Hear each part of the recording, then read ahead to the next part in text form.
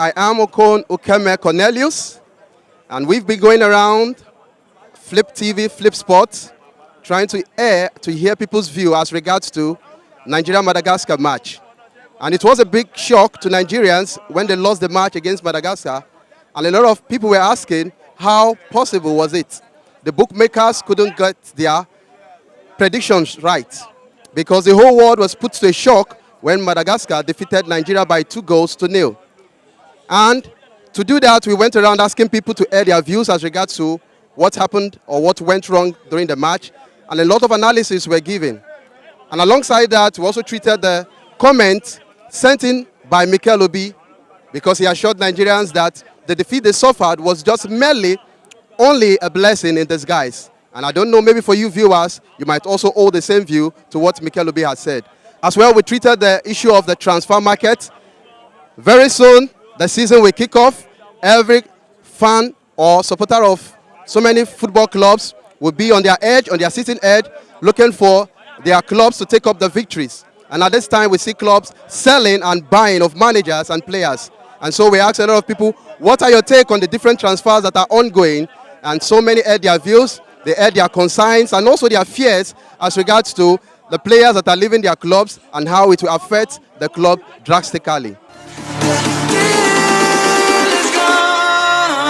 Here again, we are on Flip Sports. We are live at a location that they call Ide Hot, where people will continue to talk about sports, analyze football. So at this point, I have with me a very good Nigerian, a passionate sportsman, a lover of the Super Eagles. And a few questions I'd like to ask to him is that, one, what is your analysis and your take as regards to the match Nigeria played against Madagascar on Sunday? The guys really try, but I think they have the reason why they lose that game that day.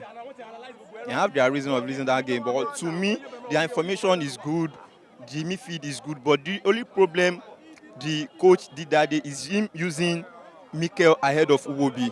I mean, I know the man has his reason of doing that. Okay, so you're trying to say Nigeria would have played better if Alex Iwobi had started in place of Mikel Obi? Yes, far, far better. So can you just give me a few run-through why you believe that should have helped Nigeria over Madagascar? Uwobi, if they have started Uwobi could have put the attacker more harder than using Mikel ahead of him. Because one, Mikel, to me, Mikel is not playing to score anymore. He's not playing to score anymore, but he's just playing the game as if, let me enjoy my game and leave the pitch. But Iwobi is trying to expose his talent. He's trying to expose his talent. If you watch his game in Arsenal, he's one of their best players in Arsenal. That is what I think that I prefer Iwobi ahead of Mikel. Now we'll do a run through in the sports news, the segment for the newspaper today. And we can see clearly here, it is stated that Mikel said the loss to Madagascar is a blessing in disguise. Do you agree totally with him? Yeah, I agreed. Why is that? Okay. Mikel, what they say that is that if they come out first, they will meet the tougher teams.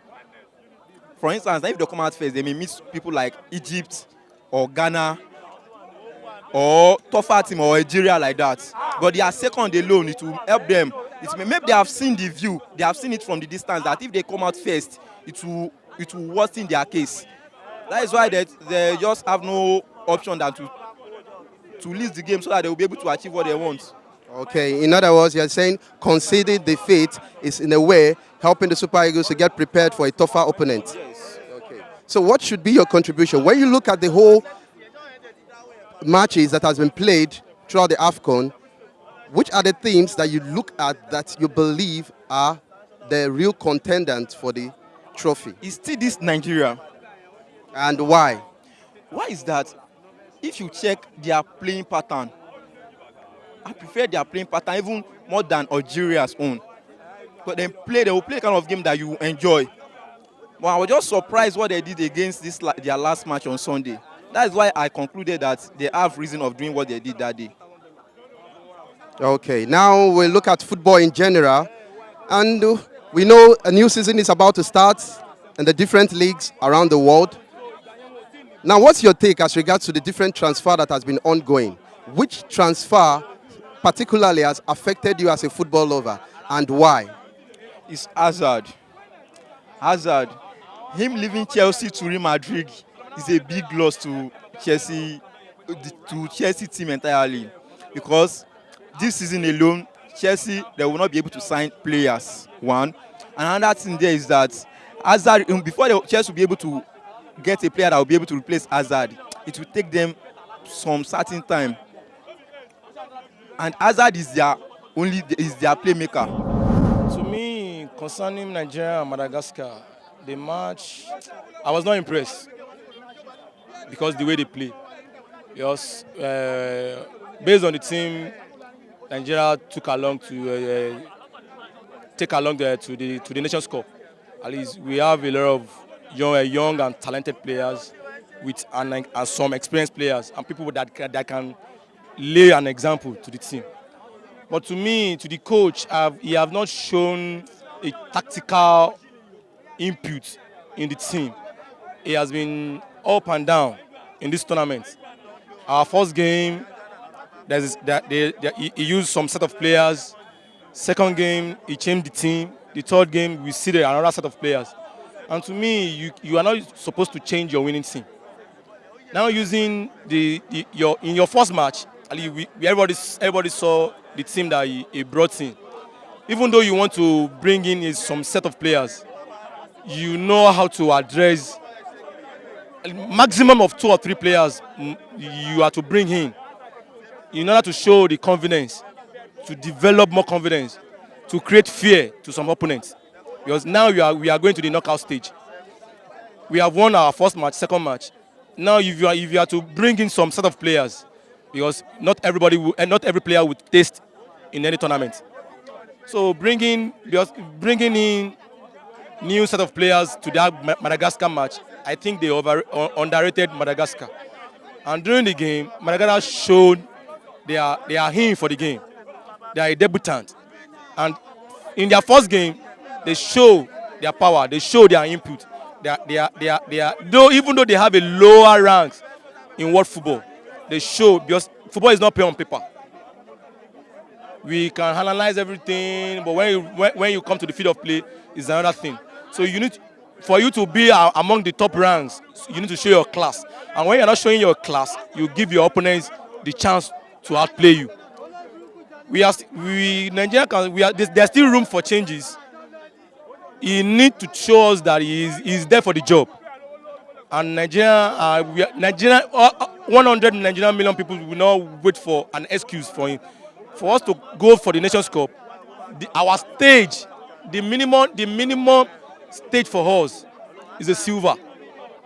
If you're not going to collect the Nations Cup, it's a silver. Not even bronze is just below average for us, because they spend a lot of money on them. They are clamoring for their match bonus. Okay, what of their match against Madagascar? They did not show a character in the game. Because I cannot even analyze the game actually. So there is still room for them to change.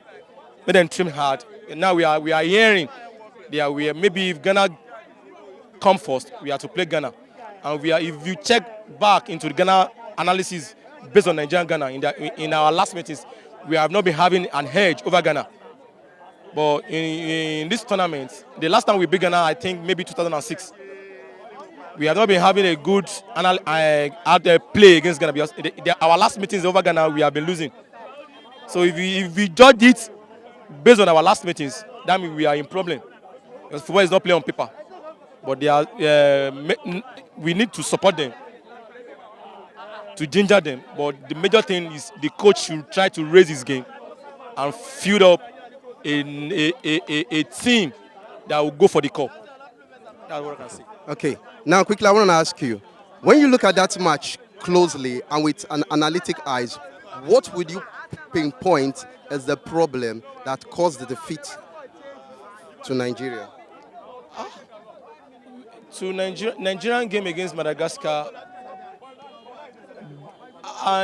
if I could say, in each department there is an error.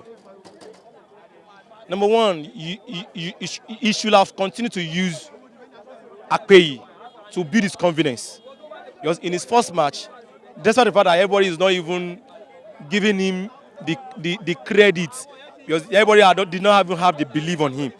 But based on his first match, his second match, he kept a clean sheet. So he still needs to use him to build his confidence. That is another point on him. Now bringing Akpeyi. Akpeyi has been, because presently for the whole last season, Akpeyi has been the only keeper that is been at the top level. If you are to say is Uzo has been from Riz Zaragoza to HA for now he's in Cyprus, a lower leagues. Talk of Ezewa from Enyimba to Castan United. But Akpeyi has been at the top level, keeping, even though he's keeping at in the African League, but he's been at the top level. He's making appearance throughout the season. So that angle is an hero. Now bringing in Ekong and Balogun to the team, everybody see the hero that Balogun bring him to the team. In the midfield, there is no bite, no cohesion, no drive. We saw the tactics that the Madagascar bring in. There is a lot of much players in the midfield. Now, if your plan A is not working, then you switch to your plan B. To me, you should have switched to the flanks. They made to at least if there is more cross to the attack, there is a chance of an error that can lead to goal for us. So if we analyze from the goalkeeper department to the attack, I think every one of them did not bring their A game to the team. They underrated Madagascar and it caused them to lose. Okay, thank you very much. In other words, from what you just said, the major problems are just two. One, the technical crew owes a fault in the sense of the tactics they used, and also the body language of the players, the underrated. Okay, so thank you very much. Before you go, I would like to ask you, do you agree with Mikel Obi when he said that the defeat we suffered is a blessing in disguise? I won't agree with him. Though he's the one that's based on his response, based on his comments. He's the only one that we are not there. But for us in that game, at least we have won our first two games. We have won it. To me, we shouldn't have lost the game against Madagascar, because a win for us in the Madagascar will create a fear to any opponent we are to meet in the next stage. But now, losing against Madagascar, that we see in the ranks of FIFA rankings, they are maybe 108 or 109 in FIFA rankings. Now, for them to lose against Madagascar will inspire some lower countries to raise their game against Nigeria, because that means we are not showing the bite, we are not showing our quality, we are not showing the coach is not showing the technical input. He has been there over the last 2 or 3 years now, and he should have raised the game. He should have tried to raise this game to create fear to the opponent. So what he's saying, I will not totally agree with him, because he's the one. Though he's the one that he played the game. He know what they went through during the game and after the game. Based on his comments, I won't totally agree with him, but he has his opinion for saying that.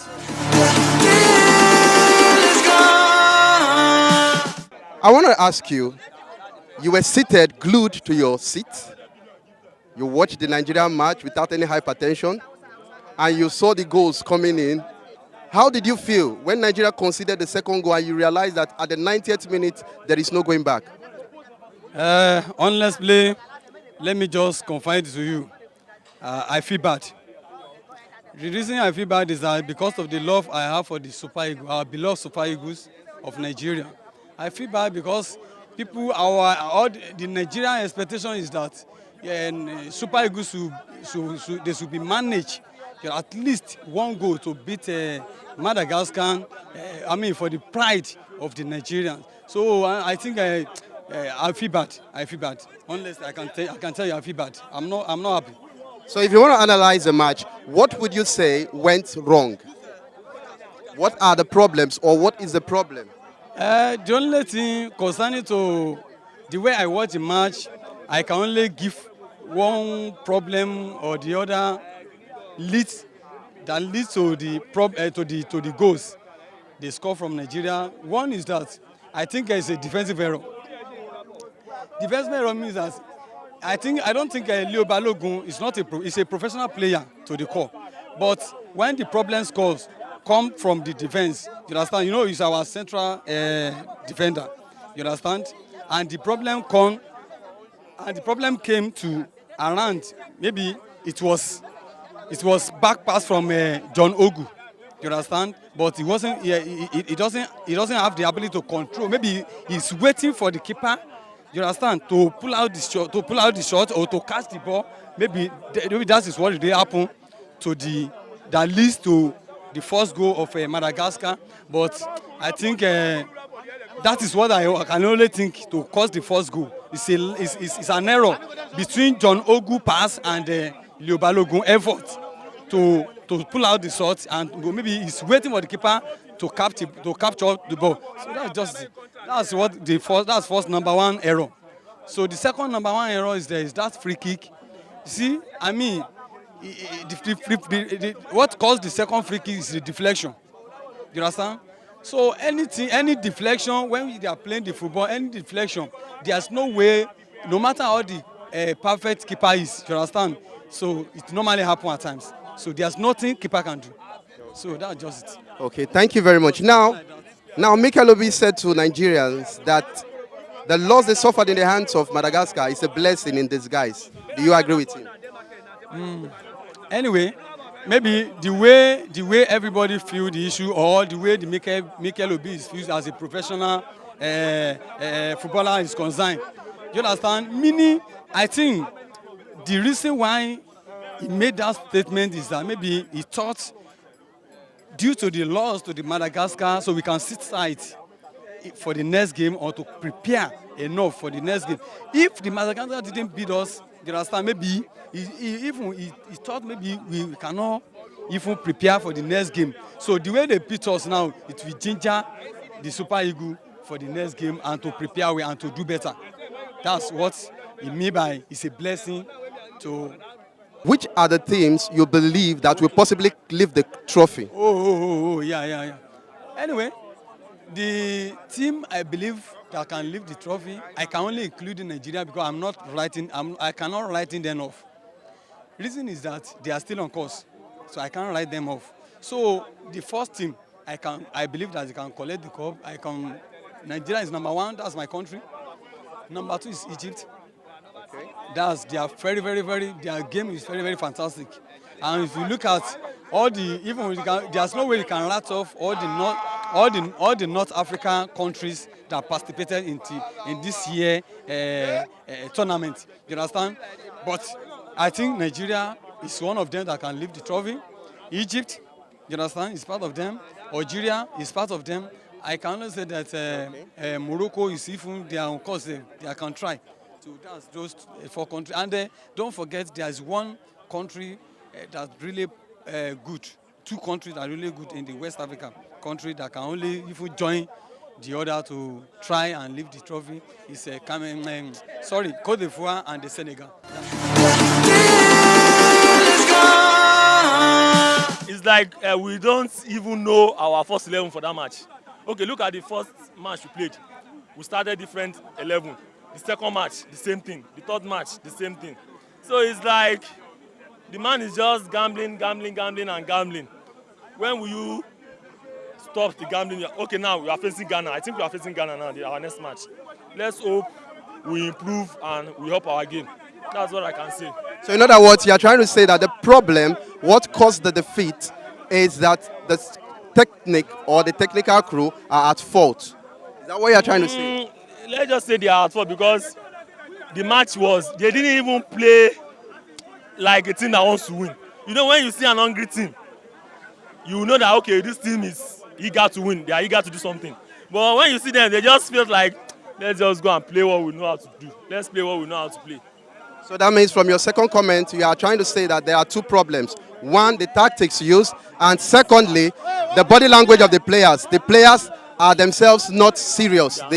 They are not Okay, even serious very at all. good. Now, will you agree with Mikel Obi when he said the defeat we suffered is a disguise, it's a blessing in disguise? I hope so.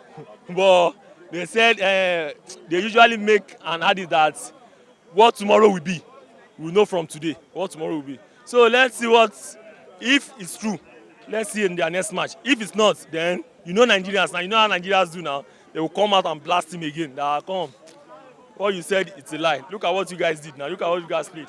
So let's hope for their next match. Let's hope for the better. Okay, thank you very much. I want to ask you a quick question. Now you know the season, the Football League season is approaching. The top flight football club side league is close at hand. And you know that a lot of transfer is ongoing. Which transfer particularly is affecting you based on the club you support? The transfer affecting me is that the Nazar moved to Madrid. Okay, Eden Hazard moved Moving to to Madrid. Madrid because it left my club at a point whereby they are not able to sign player because we are on transfer ban. So we can't sign any player till next summer. So and now we don't have coach. Our coach walk away and walk to Juventus. So we are planning like now it's like we are starting from the scratch. Now we need to appoint a coach. Then from there, let the coach take it up from there. So I hope they have a good season. I support Chelsea. Chelsea is my color blue. And so with this, do you think Chelsea will be able to come up as a top-notch, Why a not? tough team? Why not? My club is always my club. My club will always come out whenever I need them. Last season they proved everyone wrong by winning the Europa and making the top four. This season won't be exceptional. We play our normal football and we go about our business as usual. Once again, viewers, at this point, we draw the curtain close for today's edition of Flip Sports. And we have heard from our audience, those we interviewed, we heard what they said, their reactions. And you at home, I know definitely you must have something to contribute or something to say. So you can stay tuned, keep tab with Flip TV so that you can also air your own view, contribute, and tell us what you want the world to hear as regards to the match Nigeria-Madagascar. Thank you very much for watching and thank you very much for listening.